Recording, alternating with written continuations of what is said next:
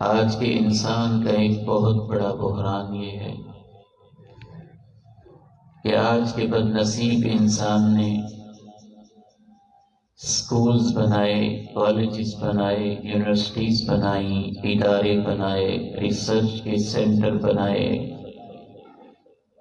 اپنی زندگی کو سمجھنے کے لیے ہسپتال قائم کیے، جرائم کو روکنے کے لیے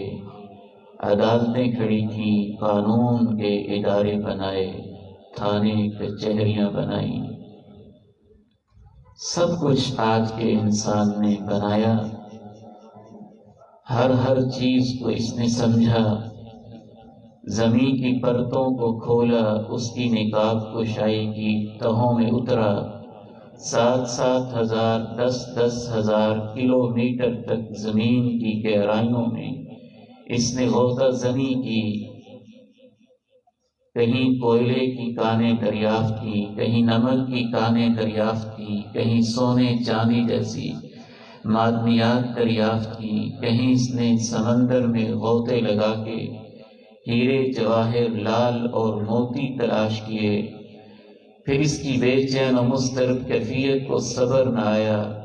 اس نے پھر فضاؤں کو مسخر کرنا شروع کر دیا،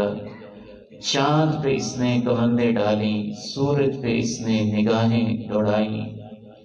چاند سے اس کی روشنی چھینی اور لونر انرجی بنا دی، سورج سے اس کی روشنی اس نے نزع کی اور اس سے سولر انرجی کا ایک پورا جہان آباد کر دیا، پھر اس کو صبر نہ آیا، دوسرے سٹار سیاروں اور ستاروں پہ سفر کرنے لگا، اس انسان نے اتنی تحقیق کی، ایک ایک ذرے پہ تحقیق کر کے اس کے پردے کو چاک کر کے اس کے اندر کی حرکتوں کو اس نے دریافت کر لیا، اتنا کچھ کرنے والا انسان اس نے اپنے آپ کو آرام پہنچانے کے لیے چلچلاتی دھوپوں میں ایئر کنڈیشن کا ماحول بنایا، اور اس نے اپنے آرام و راحت کے لیے ٹھٹھرتی ہوئی دسمبر جنوری کی سردیوں میں گرمائش کا ماحول بنا لیا، اس نے ٹنوں کے حساب سے لوہے کے اوپر بیٹھ کے ہوائی جہاز بنا کے سفر کرنا بھی سیکھ لیا، اتنی تحقیق کرنے والا انسان اور اتنا کچھ پڑھنے والا انسان، بس اگر نہ پڑھ سکا تو اپنے آپ کو نہ پڑھ سکا۔ میں کیا ہوں؟ زندگی کیا ہے؟ موت کیا ہے؟ انجام کیا ہے؟ کامیاب موت کیسے ہوگی؟ ناکام موت کیوں ہوتی ہے؟ کامیاب موت کا فائدہ کیا ہوتا ہے؟